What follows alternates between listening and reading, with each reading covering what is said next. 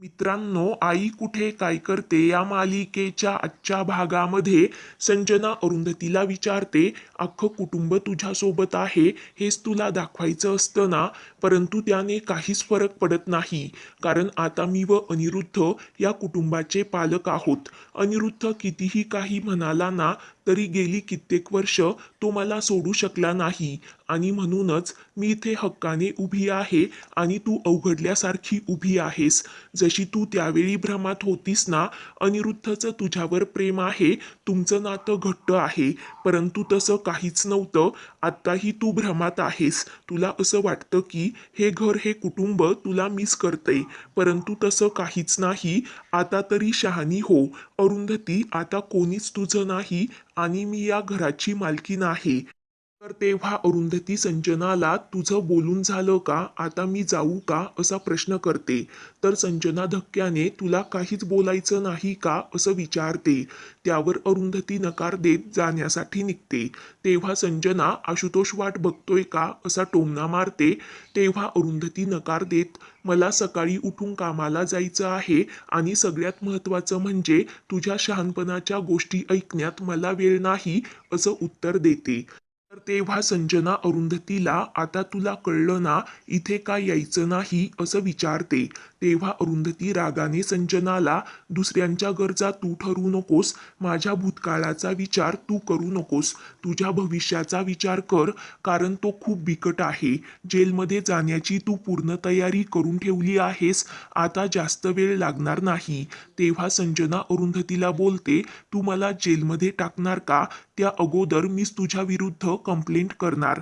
इथे येण्यापासून तुला बंदी घालणार, का तू माझ्या घरी येतेस आणि 2 तास पाहुण्यासारखी येण्यासाठी मी तुला परमिशन दिली आहे, परंतु म्हणून आईंच्या वाढदिवसाला यायचं, घर सजवायचं, केक बनवायचा, घरातील सुनेसारखं वागायचं, हे तुला कोणी करायला सांगितलं. माझे सासू सासरे आहेत, मी बघेन काय करायचं ते.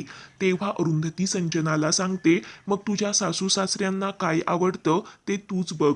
नावापुढे नाव लागलं म्हणून या घरात आलीस आणि सगळ्यांच्या विश्वासाचा गैरफायदा घेतलास म्हणून या घराची मालकीण झालीस, परंतु या सगळ्या गोष्टींना काहीच पावित्र्य नाही, कारण हे सर्व वरवरचं आहे, यात कशातच आत्मा नाही. जी रियालिटी दाखवण्यासाठी तू मला इथपर्यंत घेऊन आलीस ना, तीच रियालिटी आहे.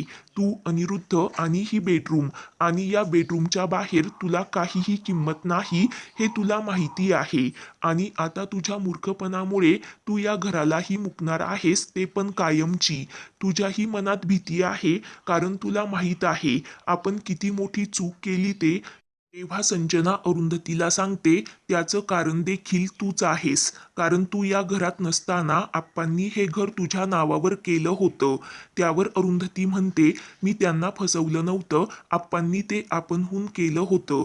तेव्हा संजना, मला माझी सेक्युरिटी हवी होती म्हणून सांगते. तर अरुंधती संजनाला विचारते, मग ती तुला मिळाली का, आणि हे उत्तर तू कोर्टात देणार आहेस का, त्याने तुझी शिक्षा कमी होणार आहे का. तेव्हा संजना, तू मला कायद्याची भीती घालू नकोस, असं बोलते.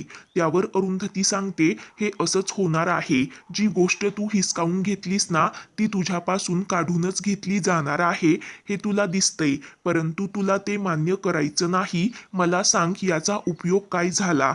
आई आणि तुझं बरं चाललं होतं ते बिनसलं, आणि घरातील सगळ्यांच्या नजरेमध्ये तू खूप मोठी गुन्हेगार ठरलीस, आणि ज्यांच्यासाठी हा खटाटोप केलास ते अनिरुद्धही तुझ्यापासून दूर गेले. तेव्हा संजना, अनिरुद्ध माझ्यापासून दूर गेला नाही, असं घाबरतच बोलते. तेव्हा अरुंधती सांगते, या बेडरूमला मी माझं मंदिर समजायचे, माझी व माझ्या नवऱ्याची जागा, जिथे आमच्यामध्ये तिसरं कोणीही नव्हतं, अशी एक शुद्ध जागा. आता ती तुझी झाली, निदान इथे उभं राहून तरी खोटं बोलू नकोस. तुला माहिती आहे का, अनिरुद्ध तुझ्यापासून दूर गेलेत. आता तू काही मिळवलंस, उद्या जेलमध्ये गेल्यानंतरही तुला काहीच फरक पडणार नाही, कारण आता तरी तू कुठे प्रेमळ वातावरणात राहतेस. इथेही तू एकटीच आहेस, तुझ्या आजूबाजूला अनोळखी माणसं आहेत.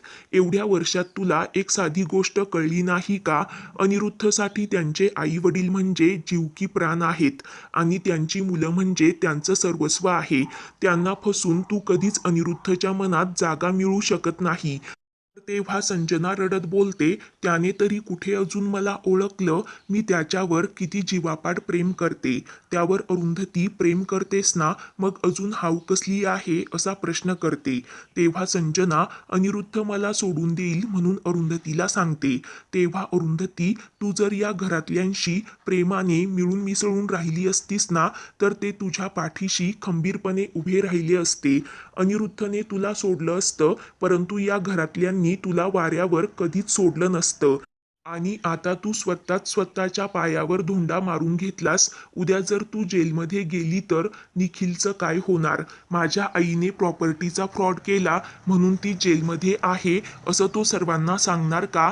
तेव्हा ते ऐकून संजना रडू लागते व असं काहीच होणार नाही, मी सर्व लिगली केलं आहे असं बोलते.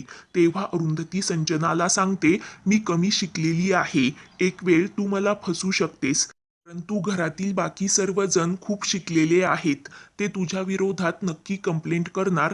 आम्ही आमचं घर कोणा चोरट्यांच्या हातात देणार नाही. मी माझ्या मुलांच्या हक्कासाठी लढणार. तेव्हा संजना, तुम्ही सर्वजण माझ्या विरोधात लढा, मी तुम्हाला पुरून उरेल, मला कोणाचीही पर्वा नाही म्हणून सांगते. त्यावर अरुंधती बोलते, म्हणूनच तुझ्यावर ही वेळ आली आहे. तू सगळीकडून हरलीस, हीच रियालिटी आहे. तेव्हा संजना, आता मी काय करू असं अरुंधतीला विचारते. त्यावर अरुंधती सांगते, अजूनही वेळ गेलेली नाही. हा फसवणुकीचा मार्ग आता सोडून दे. सर्व काही परत कर, नाही तर कोर्ट कचेऱ्या करण्यामध्ये तू तुझा वेळ आणि पैसा वाया घालवशील. कारण मी तुझ्या विरोधात लढणार. ते कागद परत कर, ज्याचं घर आहे त्याच्या नावावर असू देत, नाहीतर आपण लवकरच कोर्टात भेटू असं बोलून जाण्यासाठी निघते. त्यानंतर अरुंधती बेडरूमकडे पाहून संजनाला सांगते, ही खोली जोडप्याला लाभत नाही वाटतं. एक जण भ्रमात असतो आणि दुसरा त्याला फसवतो. आता त्यातली तू कुठली आहेस तूच विचार कर असं बोलून निघून जाते. तेव्हा संजना, मी भ्रमात आहे का? माझ्याकडे काहीच नाही का? उद्या सगळे मिळून मला जेलमध्ये टाकतील. माझ्याकडे तेवढे पैसे नाही, अनिरुद्ध पण मला सोडणार नाही. अरुंधती म्हणते, ते बरोबर आहे, मी सरळ माझी चूक कबूल करते, निदान मला जेलमध्ये तरी जावं लागणार नाही असा विचार करते. तर दुसरीकडे अनिरुद्ध अरुंधतीला संजना काय म्हणाली असं विचारतो. तर अरुंधती, मला जे तिला सांगायचं होतं ते मी सांगितलं, आता शहाणी असेल तर ती तशी वागेल असं बोलते व केदारला मला रस्त्यात सोडवशील का असं विचारते. त्यावर केदार होकार देत काय झालं असं विचारतो. तेव्हा अरुंधती अनिरुद्धला सांगते, शक्य तेवढ्या समजुतीने संजनाशी बोला, सर्व काही नीट होईल आणि जमलं तर तिला आपलेपणा दाखवा, कारण प्रेमाने खूप गोष्टी बदलतात, अर्थात ते प्रेम खरं असेल तर, असं बोलून निघून जाते. त्यानंतर अरुंधतीला सर्वांची खूप आठवण येत असते, तर ती अस्वस्थ होते. तेवढ्यात आशुतोष तिथे येतो व अरुंधतीला सांगतो, मी इथे काय येतो तुला माहिती आहे का? कारण मला कॉलेजचे दिवस आठवतात. लेक्चर सुरू होण्याच्या अगोदर कट्ट्यावर बसून चहा पिण्यात जी मजा आहे ना, तीच मजा तुझ्या घरात बसून चहा पिण्यात आहे. तर आशुतोष, मला निलेशचा फोन आला होता, येत्या 2-3 दिवसांमध्ये तुला त्याच्या फिल्मसाठी गाणं म्हणायचं असल्याचं सांगतो. तर अरुंधती घाबरते. पुढील भागांच्या अपडेटसाठी चॅनलला सबस्क्राईब